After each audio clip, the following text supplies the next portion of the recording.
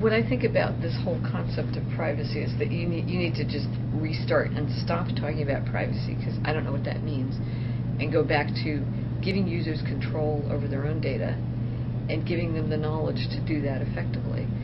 It doesn't mean everywhere you go there's going to be a little disclosure statement. Part of the problem gets solved because people just are more conscious of what's happening to their data. But then they should know. I'm trying to get people to do disclosure statements that instead of being 8 pages of legal stuff you can't understand, they show you what they know, and then they say, what do you want to do with this stuff? And you're seeing that happen now in places like Facebook, where people are, they know what's in their feed. They sort of manage it consciously. And if you'd said 10 years ago, people are going to be managing data about themselves at a very granular level, people would have said, no, this is crazy. But Facebook et al. Are getting people accustomed to doing this. At 23andMe, you see your own data, you say who you want to share it with. At Doppler, you share your trips, and you share them with other people. You could share them with vendors. So part of it is reflecting the data back to the user more effectively, and then letting the user determine who they want to share with. There's a challenge with what is called behavioral, but what is really sort of cross-site tracking, because that stuff is often, it's kind of like computer code. It's not very explicit, and it's hard to parse. And I think we're going to go through kind of an iteration or two of people understanding what the data is and what it does, and then, again, being able to say what they want to have or not have done with it. Do you think Congress should get involved at all? There were hearings this summer, and there's been some talk that there'll be a law requiring opt-in instead of opt-out. I think there should be a basic law which requires disclosure. But then what I really want to see is a market and competition for effective disclosure. I mean, if these guys can effectively market their products to me, why can't they effectively market their data practices? So what I'm trying to foster is companies getting better at disclosure, because if you start going to Doppler and seeing exactly what they're doing with your travel information, then you sort of begin to wonder, well, what are these guys doing with my information that I don't know about? And so the more transparent sites will start to win, partly because they're not just selling the data to other people, they're selling it back to you. They're giving you a mirror of your own behavior, which, let's face it, a mirror is more interesting than most paintings. Now, some people are more comfortable with their data being out there than others. Other people are more into privacy. So should it be the people who want more security should be protected, or should it be a question of people having to take the initiative themselves and literally protect themselves on the internet? Well, the default should be towards a kind of reasonable level of control, and then people should have the ability to diverge from the default. But I'm nervous about Congress getting in there, because they're going to create some kind of rigid system that won't evolve and that won't get better. So I'd much rather have competition do it. But 2 basic rules: disclose what you're doing and don't lie. And then let's have competition to figure out how to disclose it effectively in a way that's meaningful to people. So you think the market itself, and so not even any industry self-regulation is really necessary? Well, industry self-regulation is one of those horrible, hypocritical, it's basically, we'll do this so you don't regulate us. It's not genuine self-regulation. The best regulation is not, you can't self-regulate. You get regulated by your competitors. So what you want is the competitors competing to do a better job of disclosure. Aided by an activist, the so-called privacy lobby.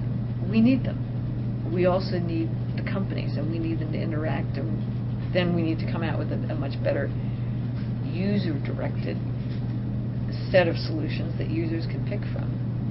The last thing, the different types of data that are collected, because during the hearings, what so-called deep packet inspection that some of the cable companies wanted to do, those guys really got hammered. And yet the data that Google and others collect is at least as personal and identifiable. I mean, the reality of it is your ISP, if it felt like it, and it did when the NSA came and asked it to, can find out anything.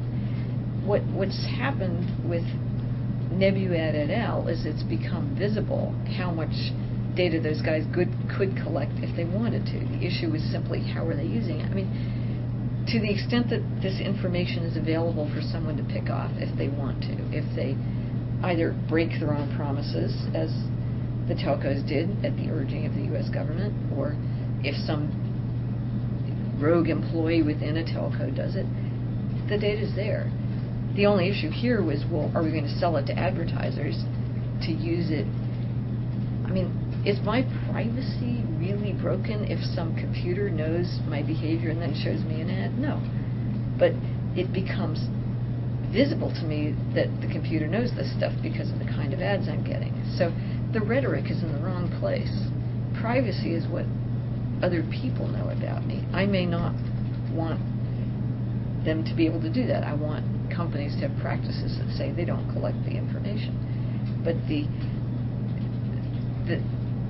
this is not something new. It's simply the visibility of something that was happening already. Well, you raise another point, actually, which is that it's not new because, when you order a catalog, there's a huge database, I'm not sure what it's called, but all of a sudden you get other types of related catalogs, just like Amazon, gives you recommendations when you buy a book. Do you think that maybe online is being held to a higher standard just because of the type of data, or just because it's new and people need to get used to seeing an ad that makes them realize, oh, they know something about me? Well, I'm not sure online is being held to that standard, but it's being talked about a lot more because it's new and people are scared of it. But the fact is, American Express knows a ton more about me than any of these people. And so, again, I think it should be, well, I should know who knows about me, and then I should determine whether I want them to. And I'm willing to let American Express know that stuff because, quote, it's a brand name and I trust it. And I may feel differently about a telco. Do you personally feel that your internet privacy is protected when you're on the net, or are there things that make you nervous? Because you're one of one of the people who's probably most aware of this. Yeah, I have. Or do you have aha moments where you say, "Oh my God, this has gone too far"? I know exactly what I'm doing. I have.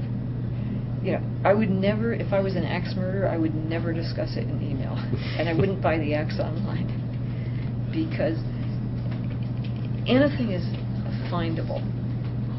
I feel I'm mostly protected by obscurity. I sometimes write indiscreet emails, but not about axes.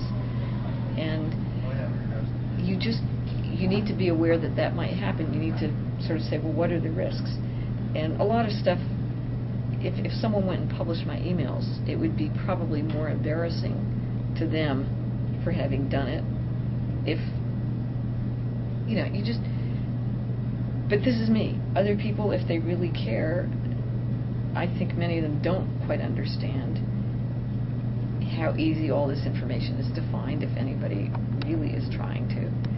On the other hand, I think they tend to conflate things like identity theft, which is a financial problem, or medical records, which is usually a financial problem having to do with insurance, with some people feel very private about their medical issues, or some people feel very private about their appearance. Or I knew someone who had diabetes type 1 and she felt uncomfortable talking about that, and that's her decision, and it should be.